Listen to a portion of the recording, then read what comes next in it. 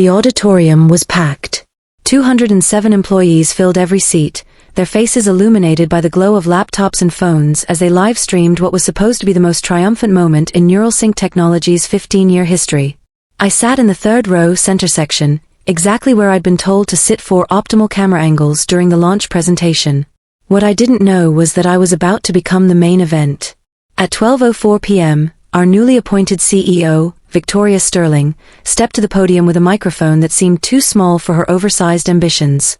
Her voice carried across the room with practiced precision, each word calculated for maximum impact. Before we unveil Aria, our groundbreaking AI platform, I want to address an important transition in our leadership structure. The room went silent.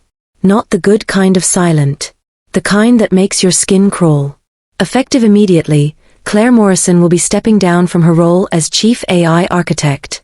We thank her for her foundational contributions, but innovation requires fresh perspectives. She paused, her eyes finding mine across the sea of faces. Some colleagues turned to look at me.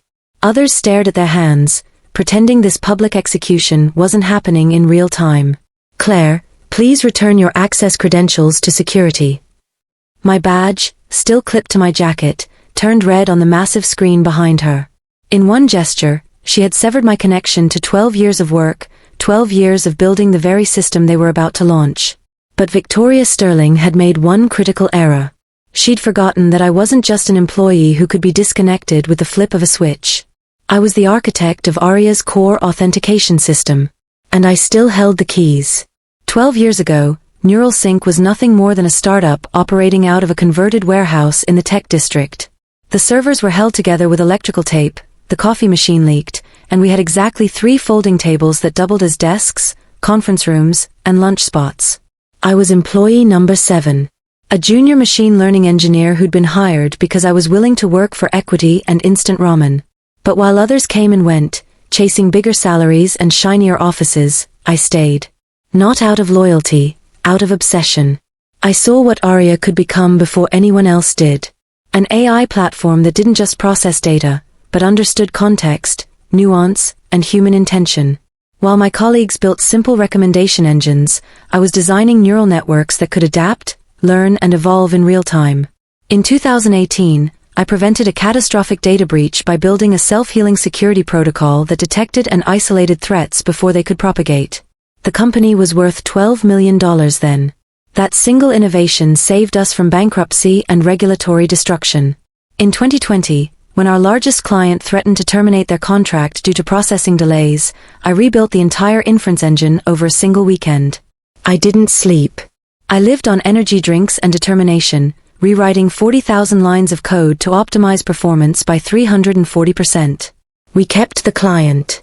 The company's valuation jumped to $200 million. And in 2022, when a competitor tried to poach our entire AI dataset through a sophisticated social engineering attack, it was my authentication framework that stopped them cold. The system I'd built didn't just require passwords, it analyzed behavioral patterns, keystroke dynamics, and contextual access patterns. The would-be thieves never even realized they'd been caught until their IP addresses were automatically reported to federal authorities. But Victoria Sterling didn't see the code. She saw budget lines and resource allocation charts. 6 months ago, she arrived with venture capital backing, a Harvard MBA, and a mandate to streamline operations for scalability. She called my security protocols paranoid legacy architecture. In a board meeting 3 weeks ago, she actually laughed when I explained why Aria's deployment required multi-factor authentication at the neural network level. We need systems that scale with velocity, she said, not systems built like digital fortresses by engineers who've never run a business. She wanted fast, simple, controllable. What she didn't understand was that artificial intelligence isn't controllable, it's directable. And the difference between those two concepts was about to cost her $709 million. As I sat in my car in the parking garage, hands still shaking from the public humiliation, I opened my laptop and tried to access the Aria development environment. Access denied. Next, I tried the training data repositories. Denied. The model versioning system. Denied. They'd locked me out of everything I'd built. But they'd made one critical oversight. My phone buzzed with a text from David Kim, a junior AI researcher I'd mentored for the past 2 years. He was the kind of engineer who asked the right questions and actually listened to the answers. "Claire, something weird in the deployment logs. Can you check if you still have access to the core authentication module?" I pulled up a terminal window and navigated to a backdoor I'd built into the system 3 years ago during a security audit. It wasn't malicious, it was a diagnostic port designed to monitor system integrity without affecting performance. Only 3 people knew it existed, and 2 of them no longer worked at the company. The system welcomed me like nothing had changed. Because technically, nothing had. Not yet. I navigated to the ARIA deployment architecture and found exactly what I expected to find. The launch sequence required dual authentication, CEO approval and chief architect verification. Victoria had the first key. I held the second. And according to the deployment contract we'd signed with our primary client, both signatures were required before any AI model could be released to production servers. I looked at the timestamp on my termination, 12:04 p.m. Then I checked the deployment schedule, Phase 3 authorization required by 3:05 p.m. They'd fired me at 12:04 p.m. The system would need my biometric signature by 3:05 p.m. And I was no longer in the building to provide it. I reached into my bag and pulled out a small titanium USB drive, a parting gift from my daughter when I'd explained to her what I did for a living. Engraved on its surface were the words, "Build bridges they can't burn." They'd tried to burn the bridge. They'd forgotten I still controlled the toll. I didn't tamper with anything. I didn't delete files or corrupt databases. I simply did nothing. Sometimes the most powerful action is inaction. But I needed to document everything. If this became a legal matter, and it would, I needed proof that I hadn't sabotaged anything. I'd simply been removed from a system that required my presence to function. I opened a secure terminal and began extracting logs, deployment schedules, authentication requirements, system dependencies, and most importantly, the original architecture documentation that clearly specified the dual signature requirement. Everything was compressed into an encrypted archive and backed up to 3 separate offline drives. Then I sent a copy to my personal email with the subject line, "System Integrity Documentation Legal Reference Only." My phone buzzed again. This time it was David, but instead of a text, he'd sent me a PDF scan of a document I hadn't seen in years. It was the original ARIA development agreement from 2019, specifically Section 7.2, Authentication and Deployment Authorization. I read the critical passage twice. For any production deployment of ARIA neural network models, authentication must be verified by both the Chief Executive Officer and the Chief AI Architect. This requirement is non-transferable and cannot be delegated without explicit written consent from both parties. Below that, in blue ink, was my signature. Claire Morrison, Chief AI Architect. I stared at the document. I'd pushed for this clause myself, back when we were still a small company and personal accountability mattered. Legal had told me it was just a formality, something for the insurance policies. Turns out it was insurance of a different kind. I texted David back, "Keep that document safe. Don't share it with anyone else yet. Just trust me." He replied with a thumbs up and a simple message, "Always." I looked at the titanium USB drive again, my daughter's words catching the afternoon light streaming through my windshield. "Build bridges they can't burn." They hadn't burned the bridge. They'd just forgotten they needed me to open the gate on the other side. At 2:30 p.m., I was sitting in a coffee shop 6 blocks from the office when my phone started buzzing with notifications. Not calls or texts, system alerts forwarded to my personal device from monitoring tools I'd set up years ago. ARIA deployment had begun. I watched in real time as the first phase completed successfully, model loading, parameter initialization, neural network architecture verification. All green lights. Phase 2 began at 2:45 p.m., integration testing, API endpoint validation, security protocol verification. Still green. Then, at 2:58 p.m., everything stopped. The deployment console threw its first error, authentication incomplete. Awaiting Chief AI Architect verification. 7 minutes later, the system threw a second alert, deployment timeout approaching. Manual intervention required. At 3:05 p.m. exactly, ARIA's deployment sequence triggered its fail-safe protocol, authentication window expired. Deployment halted. System entering safe mode. Across 6 data centers spanning 3 continents, $709 million worth of AI infrastructure simply waited. I closed my laptop and ordered another coffee. Somewhere across town, Victoria Sterling was probably discovering that her streamlined, modernized launch strategy had a fatal flaw. It still needed the person she'd just fired. My phone rang at 3:47 p.m. Unknown number, but I recognized the caller ID from the company directory, Neural Sync Legal Department. I didn't answer.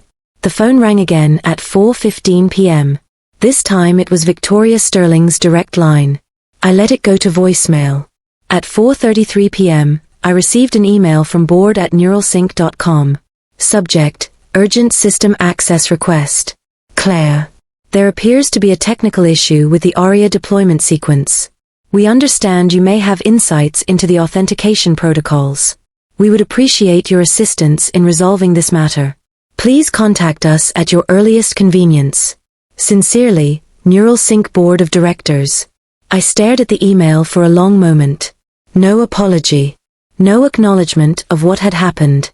Just a polite request dressed up as if I owed them something. I didn't reply. Instead, I drove to the university campus where my daughter was finishing her computer science degree. We met at the same cafe where I'd first explained to her what artificial intelligence could become, back when she was in high school and I was still naive enough to believe that building something meaningful was enough. They fired you in front of everyone? She asked, her voice tight with anger I wasn't sure I wanted her to carry. They did, I said simply. And now they can't launch without you? They can't. She leaned back in her chair, processing. What are you going to do? I pulled the titanium USB drive from my pocket and set it on the table between us. I'm going to let them figure out that respect isn't negotiable. The next morning, I woke up to 47 missed calls and 23 emails. I ignored them all and drove to the city's emerging tech hub, not the sterile corporate district where NeuralSync had built their glass monument to venture capital, but the converted warehouse district where actual innovation still happened. At 10 a.m., I stood in front of 80 independent developers, ethical AI researchers, and startup founders at the monthly AI for Humanity meetup. Most didn't know who I was. A few did, and they looked genuinely surprised to see me there. I plugged the titanium USB drive into the presentation laptop and projected my screen onto the wall. My name is Claire Morrison. For 12 years, I built an AI platform called ARIA. Today, I'm releasing the core architecture as an open-source framework called ARIA Libra. The room went silent. I clicked to the next slide, revealing clean, documented code that represented years of careful engineering. This system cannot be used without signing the Ethical AI Covenant, a 3-part commitment to transparency, user consent, and algorithmic accountability. Any organization that violates these principles will have their license automatically revoked. Someone in the back raised their hand. What about NeuralSync? I smiled, not with bitterness, but with clarity. They're welcome to apply for a license. Like everyone else. 3 hours later, Victoria Sterling received an automatic notification that NeuralSync Technologies had submitted an application for ARIA Libra licensing.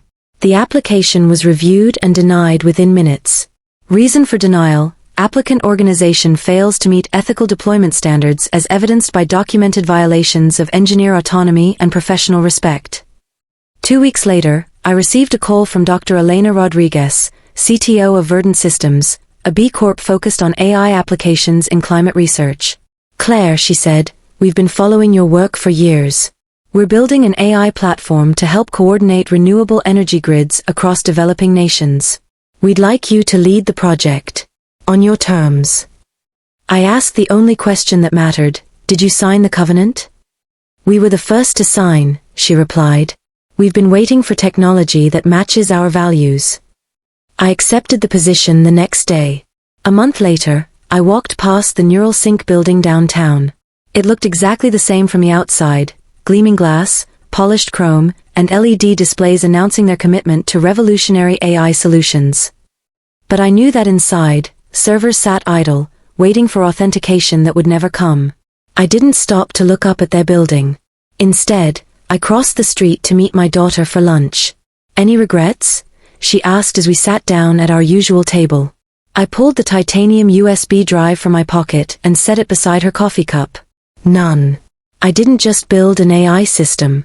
I built boundaries around how it could be used. She picked up the drive and turned it in the afternoon light, reading the engraved words again, "Build bridges they can't burn." "Some bridges are worth protecting," I said. For the first time in 12 years, I felt truly proud of something I'd built. Not because of its technical elegance or commercial potential, but because it couldn't be stolen, corrupted, or used to harm people. Victoria Sterling had taught me something valuable that day in front of 207 witnesses. Sometimes the most important thing you can build isn't a system that works for everyone. It's a system that only works for those who deserve it. They tried to erase me in 44 minutes. But the code remembers who built it. And now, so does everyone else. If you've ever been underestimated, dismissed, or made to feel disposable, remember this: they can take your title, your office, and your access badge. But they cannot take the knowledge in your head or the standards in your heart. Your silence isn't weakness. Sometimes it's just the sound of a boundary being built. And sometimes, the quietest response carries the most power.